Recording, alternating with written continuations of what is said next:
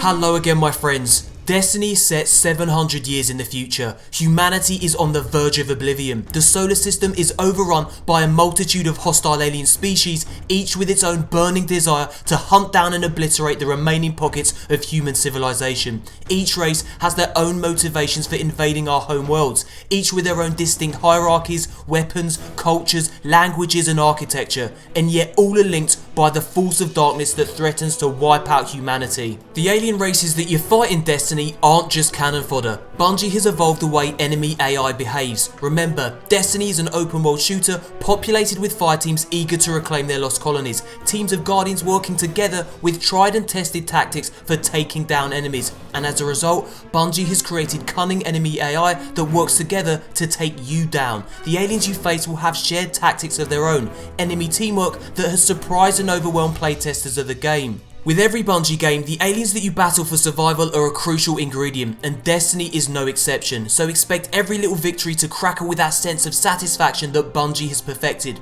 Every decapitated fallen captain whose soul spews from their neck, every Vex who explodes in a shower of white gunk, all your encounters will have that Bungie seal of quality.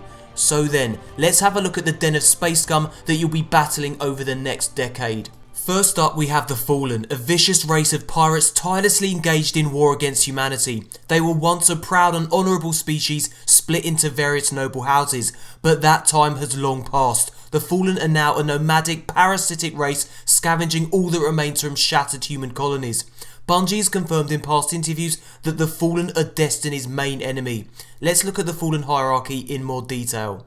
DREGS are the lowest rung in the Fallen army, so reviled that they've had 2 of their arms removed. The DREGS are relentless thieves driven by desperation and rage, and they're crafty too, but usually give up their cover with their clattering and hissing. Most seem armed with some kind of shock dagger and pistol.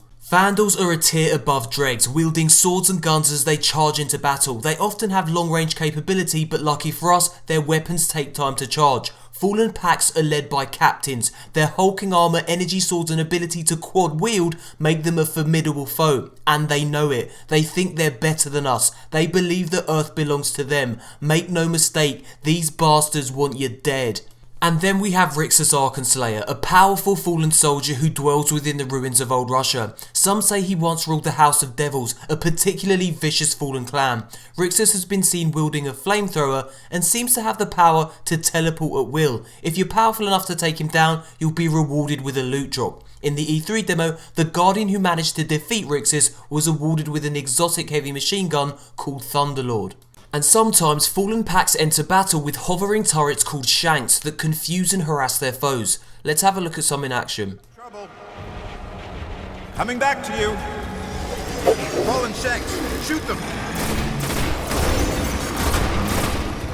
And it's not just SHANKS that the Fallen use in battle. Despite their ragged appearance, the Fallen are a technically advanced race equipped with huge dropships capable of ferrying soldiers and even Devil Walkers into battle. It's a pretty intimidating sight, as you're about to see.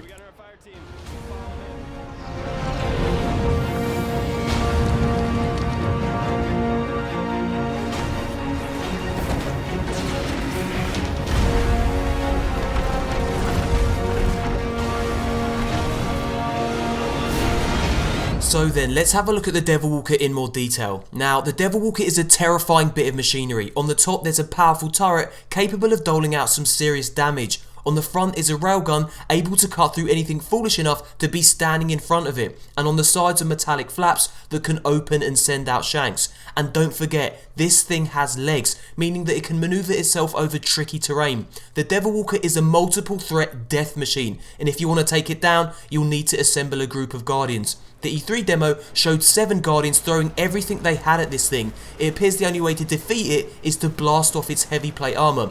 Once this has been achieved, the Devil Walker exposes a glowing core. Destroy this and it's good night, Devil Walker.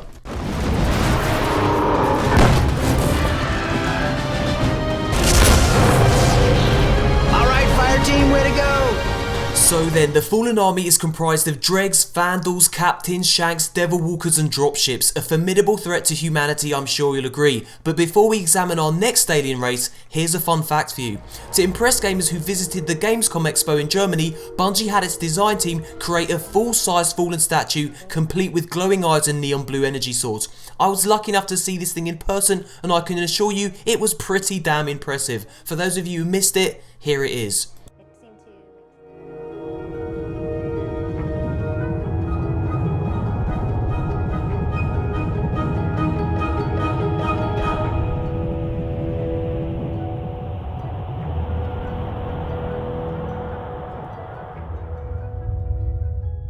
Now, let's move on to the Cabal, an unstoppable engine of war. It's an industrial, militaristic empire that spreads death and corruption wherever they set foot. The Cabal wants to rule the solar system, and they'll crush anything that stands in their way. And just like the Fallen, the Cabal has a strict hierarchy made up of Legionnaires, Centurions, Gladiators, and Scions. Let's have a look at each in more detail. First up, we have Legionnaires, who are the powerful backbone of the Cabal army, and when ordered to do so, charge straight into battle. Next up are Centurions, who are tougher than Legionnaires and use jetpacks to blast across the battlefield. This combination of strength and agility make them a tough foe to put down. Now here's some actual gameplay footage of a jetpacking Centurion in action. Next up, we have Gladiators, who are the leaders of the pack. They control their troops through their own ferocious size and strength, often wielding devastating Gatling guns. Now, if we go back to that screenshot of those two Centurions, we see a small figure in the background. My guess is that this is a Scion, a smaller Cabal variant able to harness the power of their minds to control huge Cabal ships, adding an unexpected twist to this powerful army. And here's what he looks like when we zoom in. Is this a Scion? I guess we'll have to wait for Bungie to release more details before we can say for sure. Now, interestingly, Bungie has revealed that the Cabal is at war with the Vex, so expect this to add an intriguing layer of depth to Destiny's story. And in case you're wondering, here's what a Cabal soldier looks like without his helmet. Definitely not a beautiful bastard. Now, we know that the Cabal has a strong presence on Mars and the ability to call in dropships packed with reinforcements. But what exactly are the Cabal doing there, and what are they defending with such lethal ferocity? Well, the answer could very well be Charlemagne's Vault, a treasure-filled crypt that houses many rare artifacts, including Thorn.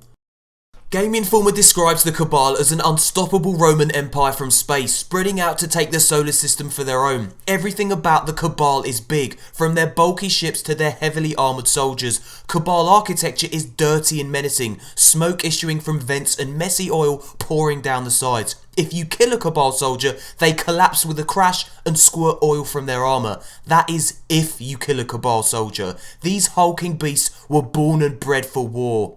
Now, let's move on to the Vex, who are in my opinion the most fascinating of all of Destiny's enemies. These time-travelling robots arrive in the solar system via warp gates, likely from another time in the past or future. We know nothing of their motives or who built them, and the scant information that we do have only adds to their mystery.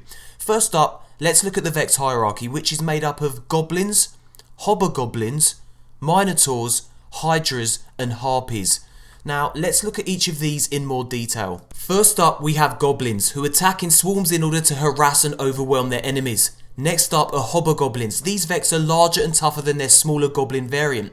Bigger still are Minotaurs, who are distinguished by their broad shoulders and towering height. Then we have Hydras, segmented machines that float through the air to attack. Each segment bears its own turret, and these robotic centipedes fire those turrets as they wriggle through the air.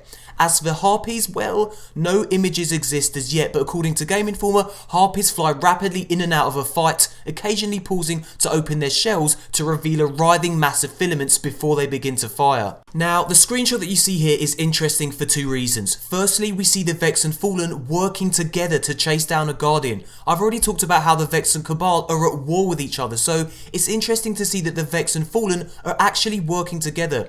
The complex way different alien races interact with each other is sure to make Destiny's universe a compelling place to explore. And secondly, this Vex Goblin has no head. It's been shot off. That's right, the Vex are invulnerable to headshots. In order to take them down, you need to target their power cores, which are located in their abdomen. And when you do that, this happens. They explode in a shower of white gunk. Now, hidden within the depths of Venus's jungle is the Vex Citadel, a gravity-defying structure. What exactly it is and why it was built remains unknown. All we know is that the Vex will destroy any lifeform that ventures too close. So then, unravelling the backstory of the Vex promises to be an extremely interesting proposition, especially the motives that drive these robotic menaces. Are they sentient beings driven by their own desires and emotions, or have they simply been programmed that way? And if so, who programmed them? Who built them and to what end? According to Game Informer, the Vex's robotic bodies still carry a hint of organic components. In other words, these things aren't entirely mechanical. Like I said before, the scant info that we have about the Vex only serve to deepen the mystery of these enigmatic foes, and I for one can't wait to find out more. And finally we have the Hive, an impossibly ancient race of space zombies that kept themselves alive on tomb-like sarcophagus ships. The Hive delve deep into planetoids, creating dank caves interlinked by narrow corridors. And just like the other races we've looked at, the Hive also have a distinct hierarchy, consisting of thralls, troopers, knights, wizards and ogres. Let's have a look at each in more detail. First up, thralls, who attack in large mobs, usually unarmoured and without weapons, but don't let that fool you. They can do serious damage with their long, sharp claws. Next up, troopers, who do the bulk of the Hive's combat. Troopers are assisted by knights, who are bigger and often wield enormous cleavers. Bungie has strongly hinted that guardians will be able to wield swords of their own, which would make clashes with knights very interesting indeed. Next up are wizards, who wear long crumbling robes and fly overhead to unleash their spells, drawing on the power of the darkness to fuel their evil brand of magic. And finally, we have ogres, a gigantic mass of muscle and rage that dwells deep within the core of the moon. At close range, he'll stomp you into the ground, and at long range, he'll fire a powerful blast of energy from his head. In the darkness of the collapse, when humanity was pushed to the brink of annihilation, the Hive's kingdom grew. Some say they have burrowed into every planet and moon, growing more powerful in the process, and our moon is no exception. The Hive have dug deep into the moon's core, causing pieces of the surface to crack and break off into space. The moon once housed a thriving human colony of interconnected bases, but now only broken domes and scattered spacesuits remain. A cavernous hole called Hellmouth marks the point where the Hive began their dig. Sprawling networks of caves and fortified strongpoints wait inside, as does the ogre. Whenever you look up into the blackness of space, know that the Hive stare back.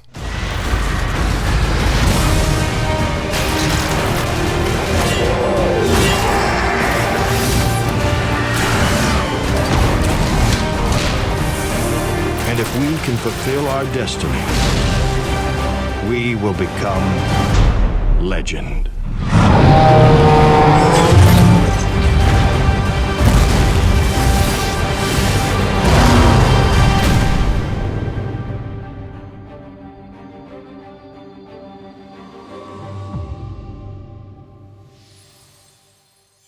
Product not yet rated. Thumbs up if you enjoyed the video. If we can get this video to 3,000 likes, that would blow my mind and show me that you guys are looking forward to Destiny as much as I am. Subscribe for more Destiny news, and thanks for watching, you beautiful bastards. Here comes that mother chuff of a boom. Hello again my friends, really glad to see you made it beyond the boom. Now, I'm still frequently asked about Destiny's beta, so I'm going to answer the most frequently asked questions for you right here.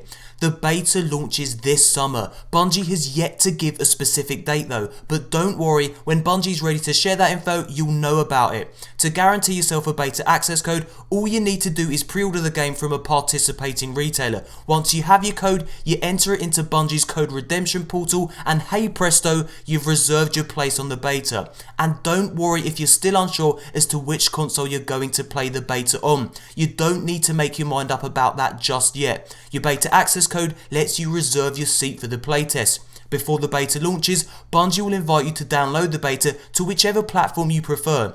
Now, if you'd like an even more detailed breakdown of the beta, click the on-screen image. So then, before I go, I'd like to draw your attention to two cool gaming sites. Firstly, DestinyNews.net. This site is an excellent source of Destiny info and well worth checking out. I've left a link to it in the description box below. Next up is moreconsole.net. Yeah, that's right, I now have my own gaming website. My pal Nicholas Webster created it, and I have to say it looks great. He's really done an awesome job with it. If you love gaming, you'll love this site. There's a link to that too in the description box, so why not pop in and register?